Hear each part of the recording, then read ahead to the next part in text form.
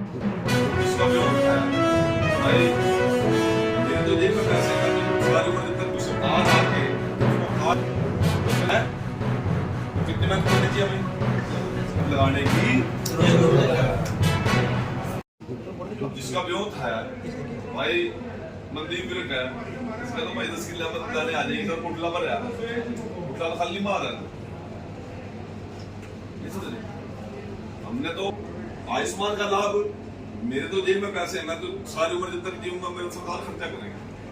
परंतु यदि आयुष्मान कार्ड किसी कारण से कोई सरकार आके उसको कार्ड, तो फिर जिन लोगों को लाभ मिल रहा है उस चीज को बचा के रखने की जिम्मेवारी हमारी है सर।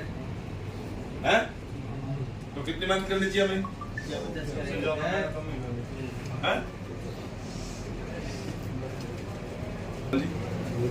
तो इस लाइन को पकड़ो।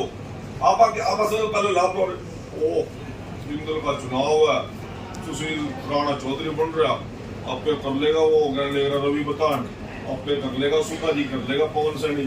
तो भाई उनका तो बहुत ठीक है, तब मर जाओगे। इस सरकार को वापिस लाने के लिए हमें ज्यादा ताकत लगाने की जरूरत है।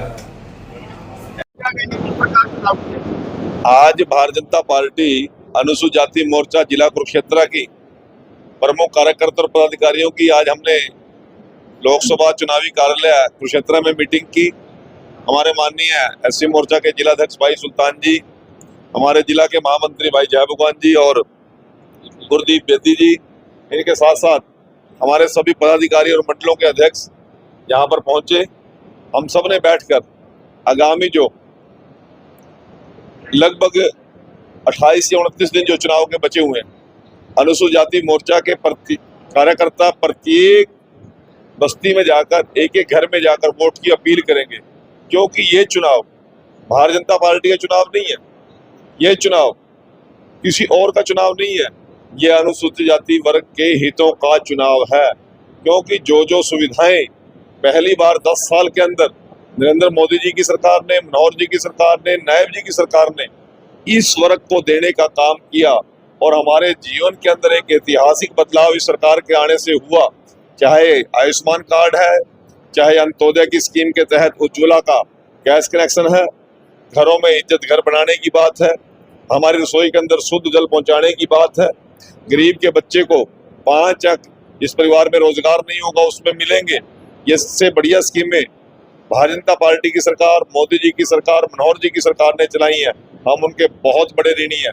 आज देश के अंतर्राष्ट्रीय हवाई अड्डे का नाम भगवान वाल्मीकि जी के नाम पर, कुरुक्षेत्र के अंदर 5 एकड़ के अंदर संत शिरोमणि रविदास जी का स्मारक, फतेहाबाद के अंदर संत शिरोमणि रविदास जी के नाम पर मेडिकल कॉलेज, कैथल के अंदर मुंदड़ी के अंदर संत शिरोमणि भगवान वाल्मीकि जी महाराज के नाम पर संस्कृत विश्वविद्यालय, मुख्यमंत्री जी के आवास का नाम संत कबीर कुटीर।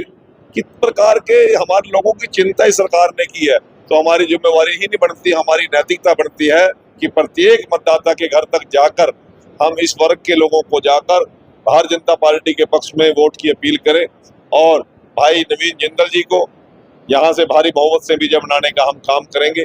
इस संकल्प के साथ भारतीय जनता पार्टी जाति मोर्चा का कार्यकर्ता गांव-गांव में जाएगा, गली-गली में जाएगा, बस्ती में जाएगा, कूचे पे जाएगा, प्रत्येक मस्तक पर जाकर लोगों से वोट के अपील करेंगे। अभय सिंह चौटाला ने मुख्यमंत्री और नायब सैनी पर कटाक्ष किया है, कहा है कि वो छोटे कार्यकर्ता उनके पत्ते नहीं खोलना चाहते।